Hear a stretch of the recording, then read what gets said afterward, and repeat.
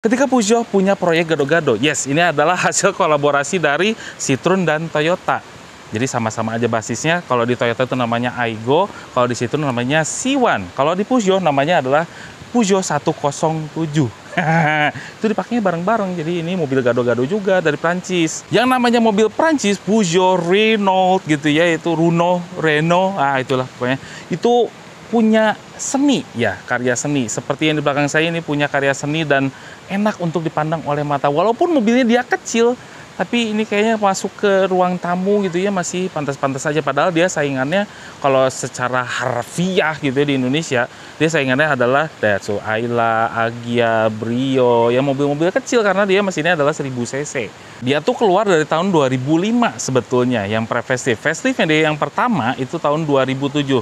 Sedangkan di Indonesia cuman kebagian facelift yang terakhir atau facelift yang kedua di tahun 2012. Dan sudah disuntik mati tahun 2014. Itu kalau di Indonesia jadi singkat banget ceritanya ya. Udahlah, daripada panjang lebar, kita akan review saja eksterior, interior, dan juga test drive-nya mengenai Peugeot 107. Welcome back to Aspros Auto and this is Peugeot 107.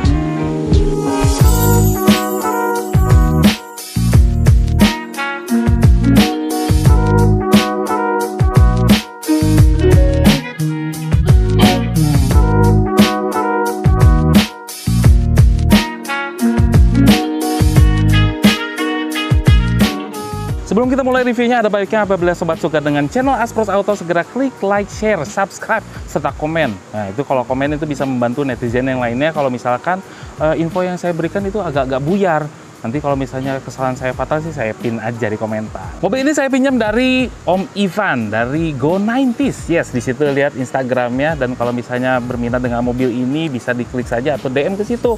Ya, bisa lewat situ aja. Sebetulnya ini dari teman-temannya juga. Jadi ini proyek kolaborasi untuk menjual mobil ini, gitu ceritanya. Let's take a look the front design of Peugeot 107. Bentuk depannya tuh bener-bener sebuah art, sebuah seni. Yang namanya mobil Prancis sudah pasti banyak guratan-guratan, banyak lekuk-lekuknya. Dan ini salah satu contohnya adalah Peugeot 107 yang kap mesinnya itu mirip-mirip sebuah Sirion. Tapi kalau Sirion begitu saja, tapi ini nggak tahu kenapa ini tuh indah dipandang. Udah gitu headlampnya dia sudah plastik seperti ini, yang namanya terahnya dari Brio, Agya, Ayla gitu kan seharusnya.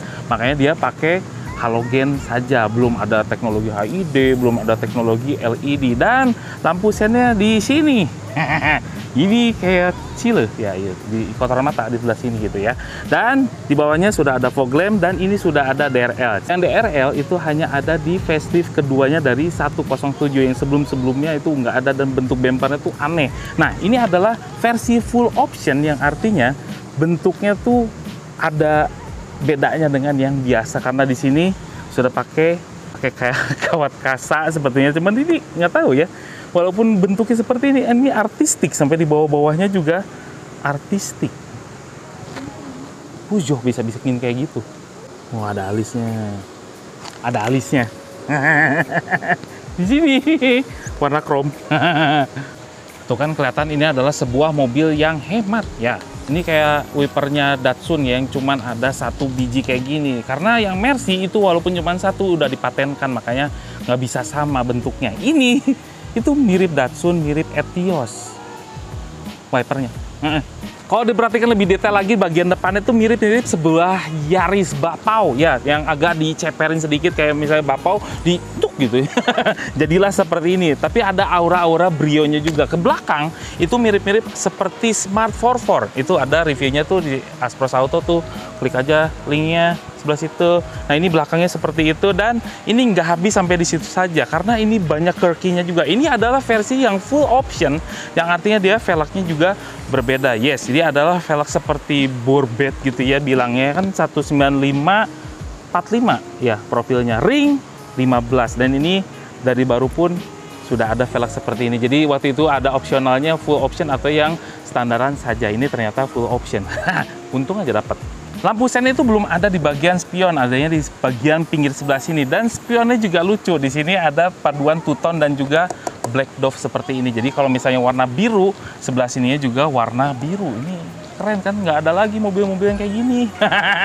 Jadi sebetulnya yang istimewa dari 107 ini adalah mobil 4 door, 5 door gitu ya, sama bagian bagasi. Nah ini 4 door, tapi ini menyerupai seperti 2 door, lihat.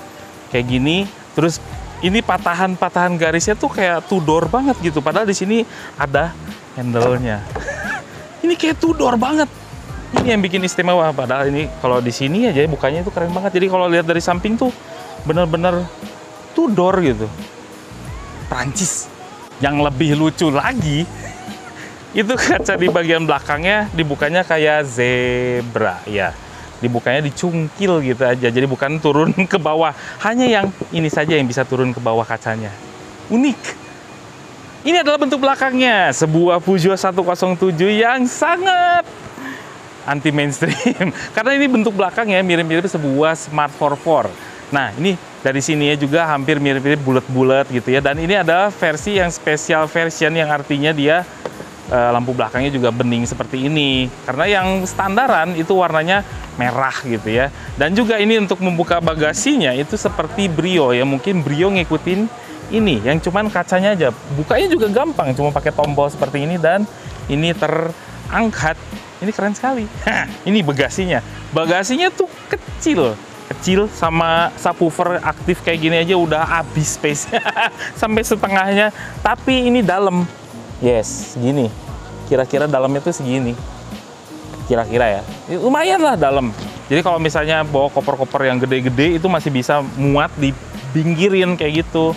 Ya kayak gitulah pokoknya analoginya ya. Ini sudah ada rear defogger, sudah ada spoiler belakang. Yang standaran itu nggak ada karena ini ada special version sudah pakai spoiler belakang atau topi belakang gitu. Terus di bawahnya ini yang beda juga, ada yang tambahan seperti ini, yang silver ini adalah tambahan yang maju ke belakang. Jadi lebih sporty kelihatannya untuk menerangi plat nomor. Ada reflektor sebelah situ dan di sini bagian bawahnya tuh plastik doff biasa ya, hitam. Kita lihat interiornya, ini model Aspros zaman dulu tuh kayak gini reviewnya. Yes, dari luar POV seperti ini. Ini kuncinya nih. Ini keren sekali. Udah menyatu kayak gini tahun 2012-an. Nih handle-nya kayak gini juga. Terus juga nih trim pintunya unik sekali. Ini sebetulnya kayak biasa aja, tapi ini sebetulnya kalau ditelusuri ini unik sekali. Karena di sini ini adalah plastik. Biasanya kalau di mobil Jepang itu paduannya adalah fabric, tapi di sini ini malah panel body yang sewarna dengan body. Ini mirip-mirip seperti VW New Beetle tuh kayak gitu. Terus juga speakernya kalangan sama side pocket. Udah gitu untuk bukaan pintu ini sebelah sini. Nah ini keren. Jadi kayak nyaru gitu ya. Desainnya tuh keren sekali. Dan di sini untuk power window-nya. Power window itu bentuknya lucu. Biasanya ditaruh di sini kalau mobil Jepang, tapi ini malah ditaruh sini. Dan ini seakan-akan kayak diputer gitu. Bukan ditekan-tekan kayak gitu. Ini uniknya. Nih, ini juga joknya seperti ini. Ini walaupun fabric, modelnya pocong, tapi coraknya keren. Dan ini joknya empuk, cuman ada reclining sama sliding aja. Yuk kita masuk. Satu lagi nih. Nah ini mobilnya keren, fiturnya berlimpah, tapi spionnya nggak ada electric mirror, dibiarin lah. Saya malah senang seperti ini. Jadi nggak usah ribet-ribet untuk nyari jalur kabel, ya nggak sih? Kita starter aja deh. Oke, direm dulu dan ini posisinya harus dalam N. Ini jadi nggak ada D-nya ini. Cuman ada R, N, E, dan manual, mode manual. Suara mesin itu mirip sekali dengan Daihatsu Agya Ayla yang 1000 cc 3 silinder. Karena ini mesinnya adalah 3 silinder. Dan inilah mobil Prancis. Yes, itu pasti nggak mainstream, harus anti mainstream. Lihat, RPM-nya ngegantung di atas seperti ini, dan ini speedometernya di tengah, dan ada odometernya sudah di Jita. Dan untuk pengaturan lampunya di sebelah sini, pengaturan wipernya di sebelah kanan. Tuh, 94.000. Nah, ini lagi yang hebat. Ini kan adalah kelasnya harusnya kayak Agya, Ayla, Brio dan segala macam, tapi sudah dilengkapi dengan pedal shift. Ada pedal shift di sebelah sini. Ini keren sekali. Nah, ini yang membuat orang bangga kalau beli 107 tuh singa berdiri ini. nggak tahu lah artinya. Oh, material tuh keras-keras semua gitu ya, keras-keras. Dan airbag itu ada 4, ada di 1, 2, dan 2 lagi di jok kanan kiri. Di sini juga ada head unitnya sudah built-in gitu ya, jadi nggak bisa diapa-apain tuh. Tapi kan kalau mau pakai Bluetooth ya tinggal ditambah-tambah aja lah, gampang. Itu ada, aftermarket juga ada. Nah, di sini juga pengaturan AC, yes. Model AC-nya tuh lucu sekali. Jadi lampunya nyalanya itu kayak neon di sini. Jadi semuanya nyala tuh. Ini lucu sekali. Tuh. Untuk temperaturnya di sebelah sini ada heaternya juga. Jadi untuk pengaturannya kayak gitu. Ke atas ini unik sekali. Terus juga untuk sirkulasi dari luar ke dalam, dan di sini untuk arah semburan. Nah, ini juga bisa kayak gitu, model tuh dikatasin kayak gitu ya. Ini lucu sekali, lucu loh. Lucu banget. Nah, di sini ini biasanya kalau di luar negeri mungkin ditaruh MID, tapi kalau di Indonesia tuh cuman kayak gini doang buat nyimpen-nyimpen barang. Dan yang uniknya lagi apa, Cing? Apa coba? Kisi AC-nya 1, 2, dan ini bukan kisi AC, ini bukan. Ternyata di sini ini adalah semburan AC yang di tengah, dan dia mengarahnya bukan ke jendela tapi bener-bener ke sini tuh, lihat angin itu ke sini. Dan ini nggak bisa diapa-apain, nggak bisa di setel ini. Nggak ada lagi kisi AC di mana ini? Ya ampun, ini keren sih, keren kisi. Di sini ada 2 buah cup holder. Di sini juga ada yang namanya power socket tuh, power socket. Ini untuk nyimpen-nyimpen, ruang penyimpanan terbuka. Dan ini transmisinya yang unik itu, yang nggak ada D-nya, cuman di N doang, kayak supercar gitu.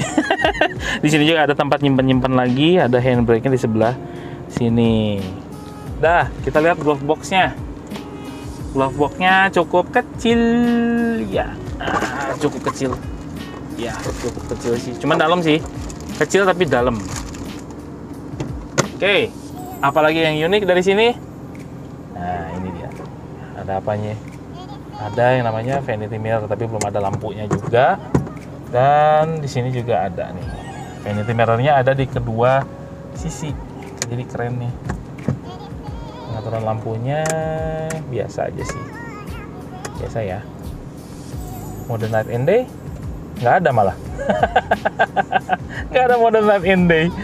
Nah, ini dia pintu yang nyaru dari belakang tuh kayak gini. Jadi kayak cuman 2 pintu, soalnya potongan garisnya tuh gitu banget soalnya tuh.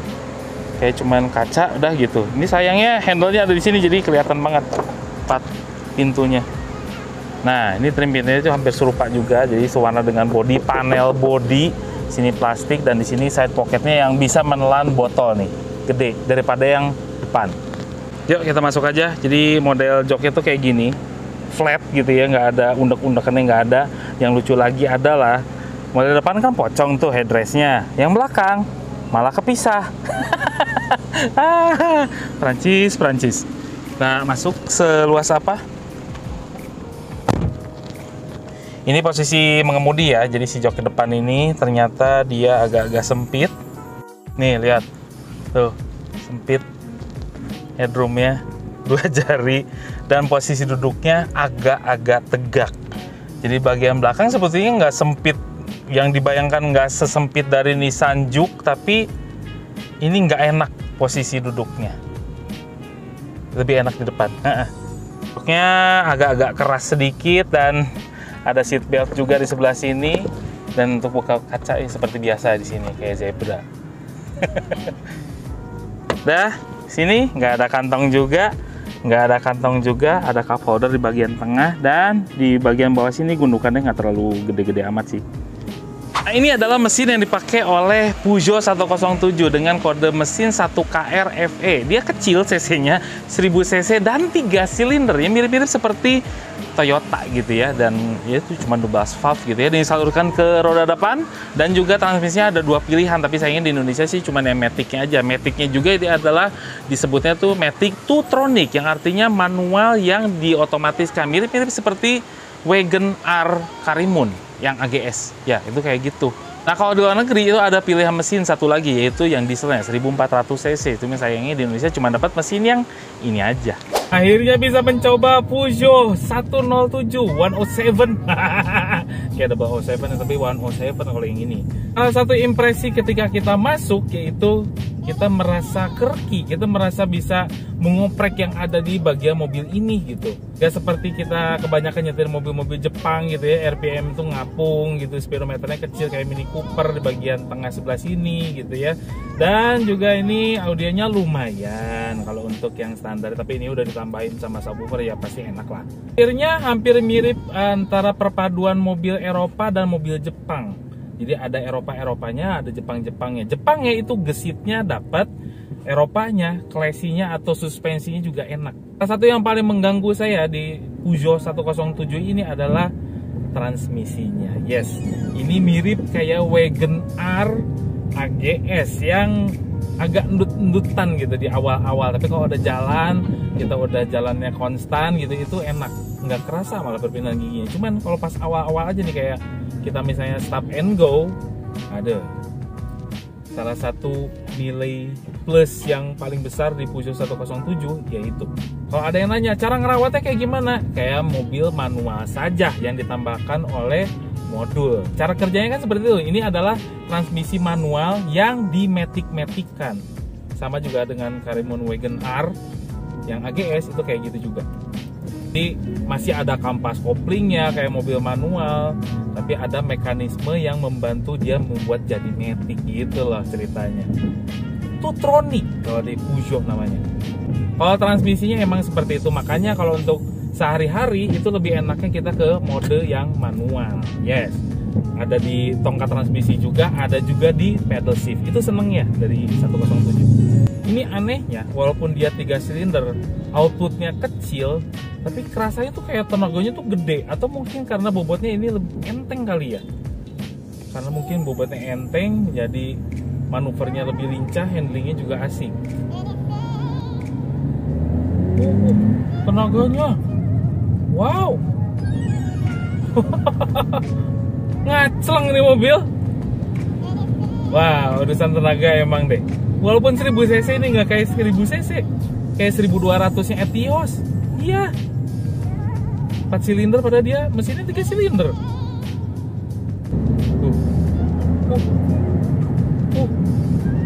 Gila nih tenaganya, metik loh. Jadi kalau pas dibejak itu suara mesinnya mirip Ayla gitu, Agya yang 1000 silinder, 1000 cc 3 silinder mirip kayak gitu. Cuman begitu dibejak lagi, gila tenaganya, jauh banget. Ini manual yang dimetikkan, jadi makanya ada 5 speed metiknya, bukan 4.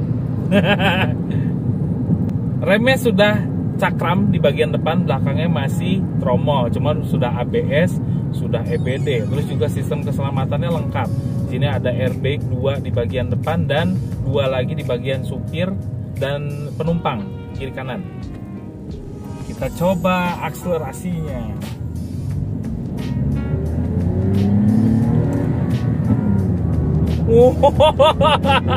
Pakai pedal shift jadi asik.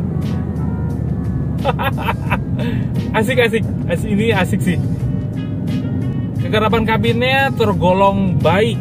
Kalau dikasih skor sampai 10, ini saya kasih nilai 8. Bagus, traffic noise-nya nggak begitu kedengeran, terus suara ban nggak begitu masuk, suara mesinnya juga adem-adem aja. Jadi sebetulnya apa sih daya tarik Peugeot 107 ini? Yang pertama ya, yang paling di highlight adalah dari sebuah desainnya. Yes, desainnya lihat. Untuk mobil sekelas Agya, Abrio kayak gitu ya, ini bukan saingan, itu malah ini di atasnya banget. Bahkan di atasnya Nissan March yang bukan LCGC, ini di atasnya lagi, udah pasti. Terus udah gitu ya, namanya Prancis gitu ya. Ini kan desain-desainnya tuh berliku-liku, ada kerki-kerkinya, dan bikin betah orang di dalam si mobilnya, walaupun dia agak-agak sempit, tapi seneng aja gitu berada di dalam. Ini apa sih, ini apa, banyak yang aneh-aneh yang nggak bisa kita temuin dari mobil Jepang yang lainnya, yang sekelasnya. Yang kedua adalah fiturnya. Yes, untuk harganya memang worth it. Fiturnya tuh banyak, ada ABS, EBD, airbag, kayak gitu-gitu udah lengkap semua, standar keselamatannya udah pasti lengkap. Selain itu, sayangnya aja, sayang banget. Ini transmisinya kenapa dimacam-macamin sih? Mestinya kan dia pakai yang konvensional biasa, matic gitu ya, itu udah pasti deh. Ini pasti bisa lebih bisa merebut perhatian konsumen pada saat itu. Ini gara-gara transmisinya yang agak dibuat aneh-aneh. Yang Karimun Wagon R aja yang AGS itu kurang gimana gitu. Walaupun pengendaliannya oke, handlingnya oke, semuanya oke, tenaganya juga oke, transmisinya dibuat biasa aja. Kok jadi marah-marah? Pajaknya di daerah Bandung 2,5 juta rupiah. Yes, harganya gelap. Ini kayak gini-ginian gitu ya, itu range harganya dari 100-an sampai 150, 160. Bebas lah, terserah orang yang mau jualnya. Karena yang jual kayak ginian, itu memang jarang banget juga. Jadi susah, apalagi dengan fitur full option seperti ini jarang ditemuin loh. Udah jangan diliatin.